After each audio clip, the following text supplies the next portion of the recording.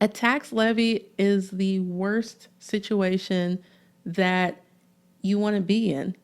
So I need for you to make a decision right now. I need for you to decide, is enough enough? Because I can give you all the information in the world, but if you don't decide to move forward and let's actually handle this tax levy, you're going to be in the same position and you're just going to be watching and waiting for the money in your account to disappear. So let's talk about these 5 things that have to happen before the IRS can come in and levy your assets.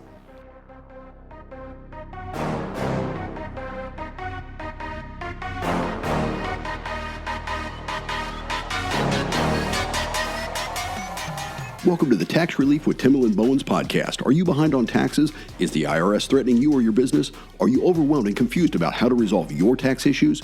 Let's join Timalyn as she explains your options and how she may be able to help. Timalyn Bowens is America's favorite EA.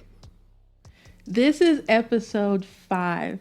And in today's episode, we're going to talk about your worst fear when it comes to dealing with the IRS.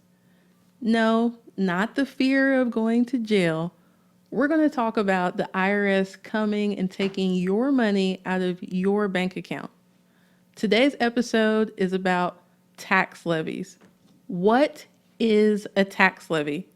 In this episode, I'm going to tell you what a tax levy is. We're going to talk about the journey, how we got here, because it doesn't happen overnight. And then I'm going to answer a question that I'm always asked. Can you handle this tax situation yourself? So make sure you stay to the end because I'm going to share with you some things you need to consider when you're looking at whether or not you can handle this tax situation yourself. Okay? So, a tax levy. It sounds scary. It is scary.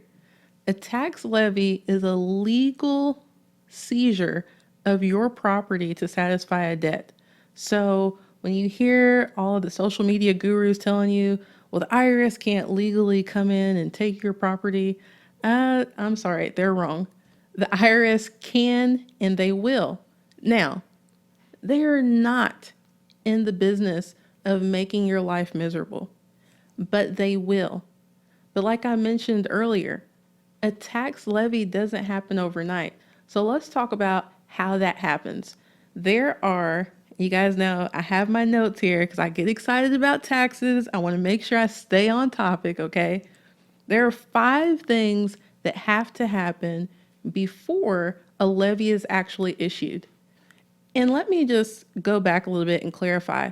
So, a tax levy is legal seizure of your property to satisfy a debt. Your property can be money, your property can be a home, your property can be a car, it can be a boat.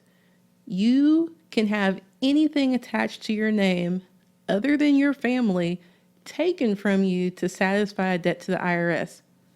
So I've had people come and say, well, I'm close to retirement. I only have retirement income. I feel for you. The IRS doesn't. They can take up to 80% of your Social Security check before it even reaches your bank account if you have not made arrangements to satisfy the debt. If you own a boat, they can come and take your boat, sell it, and then they'll take the proceeds of the sale to satisfy the debt. A tax levy is the worst situation that you want to be in. So I need for you to make a decision right now. I need for you to decide, is enough enough?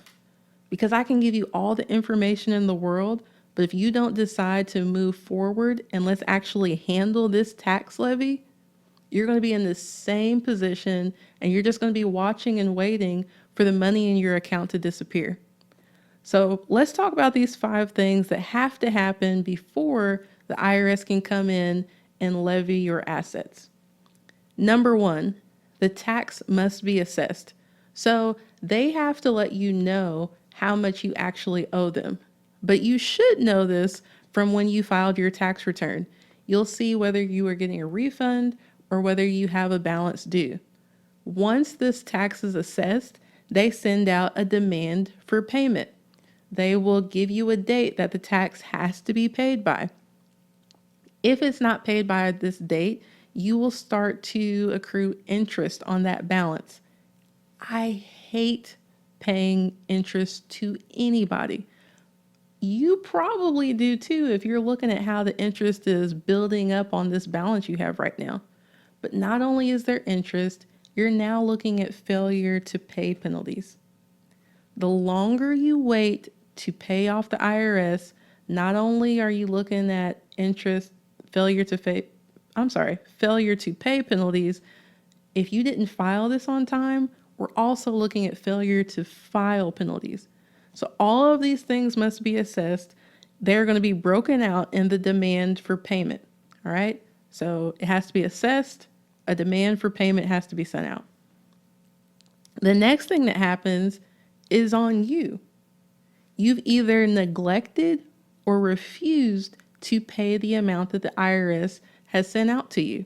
Now you may say, oh, I got a letter, but I didn't know. Well, guess what? You got the letter, so that's neglect. And you might say, hey, I got the letter, but I just can't pay it. If you didn't call them to let them know, that's refusing to pay it. The IRS is just like any other organization. Let's think about it in terms of a relationship. If you don't communicate with somebody and let them know what's going on, chances are they're not going to be willing to work with you too well. And everything that comes out of your mouth is going to seem like an excuse. The IRS is the same way. If you truly are in a situation where you can't pay that needs to be communicated to them as soon as possible to attempt to avoid this levy. But I'm going to get to that later. So right now we're at assess, demand for payment. The third thing that has to happen, you neglected or refused to pay it. Number 4, you get a nasty letter. The nasty letter is their intent to levy. Now, because of the Taxpayer Bill of Rights, there's a certain protocol that the IRS has to follow before they just dip into your bank account. Not only are you getting the demand for payment, they give you the notice that lets you know, hey, you owe us, you're refusing to pay, we're looking for your assets to take. Now, you usually have about 30 days to respond to this. The pray and wait method does not work. When you get the notice of intent to levy, you have some options here, okay? You can file what is called an appeal. It's a collection due process appeal. What happens with that, you get the opportunity to present your case as to why a levy is not the best case scenario for you or the IRS. Now keep in mind, you owe them, right? All they want is their money. Think about how expensive it is to send you notice after notice after notice. Then they have to find your bank account. Then they have to go through more paperwork to have this money withdrawn from your account. If you come to them first and set up an arrangement, we can have this whole situation bypassed, potentially. It depends on how far down you are on the naughty list. But you want to make sure you keep those lines of communication open so they know what's going on with you financially, so that this does not put you in a financial hardship to where you can't keep living and earning money. All right? So the tax has been assessed. A demand for payment's been sent. You have neglected or refused to pay it. This notice has been sent out. The next thing they do before the levy is actually issued, they send out what's called an advance notification of third-party contact. This means the IRS is reaching out to, and this is within their right, they can reach out to your employer, because guess what? They may think, that money may never reach that bank account, but we can intercept it if we talk to their employer. And what they'll send your employer is something called a lock-in letter. And the employer has to fill this out and lets them know how your W-4 is filled out. So they'll know if you file as married filing jointly, if you have children on the W-4. And when they send in that lock-in letter, the IRS tells your employer how much of your money to take out of your paycheck to send to them. Now, let's think about it. If you owe somebody money, would you rather control your own cash flow and figure out how much you want to pay each month? Or would you rather them come in and just take it themselves? I'll give you a hint. You don't want them to come in and take it themselves. 80% of your check. So you may be thinking, let's say you made $100 this week, and that's just to keep numbers easy. But you made $100 this week. The IRS can come in and take up to 80% of that, all right, to go to back taxes. So that leaves you with $20. So you're like, what am I going to do with $20? Well, I don't know, because you don't even have $20 left. Because check this out. If you live in the Commonwealth like me, I'm in Louisville, Kentucky. 2.2% of that is going to the city. All right? So that's another $2.20. You're down to like $17. 5% of that Kentucky just took. 7.65 just went to Social Security and Medicare. So how much do you really have? Exactly. You don't want the IRS to dictate how your money is spent. So, how can we stop this process? How can we reasonably satisfy the IRS so they don't take your money when they want to, and you can still do something that won't leave you with $2 every paycheck, right? The way that we stop a levy, of course, the first thing the IRS is going to want you to do is make a payment in full. All right? If you could make a payment in full, you probably would have already done that. So let's be realistic. The IRS will work with you if you keep those lines of communication open. We need to set up a payment arrangement with the IRS so this debt can be satisfied. Because remember, they are doing the seizure to satisfy the debt. And if they're already at this point, they've had to chase you. So I'm just going to be straightforward with you. Right at this point, this is all your fault. So again, I need you to decide, are we going to take care of this today? Are we going to get on the right path now? Or are you going to still keep praying and waiting? Are you going to keep looking at this stack of IRS letters and just watching the bank account to see if the money is going to come out? Are you waiting for your Social Security check each month, wondering if it's going to be smaller? Don't put yourself in that position. Look, back taxes don't have to, and they shouldn't ruin your life. But if you don't make the choice to take care of it, they absolutely will. So with this payment agreement, what happens is you let the IRS know, depending on how much the debt is, what you can afford to pay each month. Now, if the debt is under $50,000, you do not have to turn in any financial information if you can get it paid off within 36 months or 72 months. Unless, there's always an unless, we are close to the CSED. So the CSED is your collection statute expiration date. This is the last date that the IRS has to collect on that specific amount. The IRS is going to protect their interest. So they are going to want this debt paid off before that collection statute expiration date comes. If you can do that, the IRS will work with you. But you may be thinking, it's over $50,000. I can't afford that. You still have options, all right? You can do what's called a partial pay installment agreement. This is where the IRS looks at your living expenses and what you can afford to pay, and you're going to pay in those smaller amounts until you can pay more or until the collection statute expiration date expires, whichever comes first. You're thinking that sounds pretty good. How do I make sure I have everything? Well, I'm glad you asked. If you go to americasfavoriteea.com, I have already created a checklist for you. It is the tax back tax negotiation checklist. Sorry, had a brain fart there. But with the back tax negotiation checklist, it is just that. It's not going to walk you through the steps, but it gives you a checklist of everything that you need before you begin negotiating with the IRS. So it'll have things like your transcripts. You need all your tax returns filed.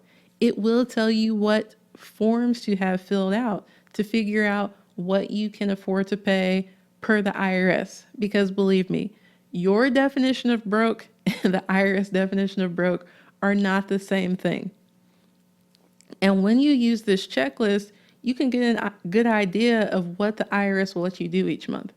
But here's the question that I get asked.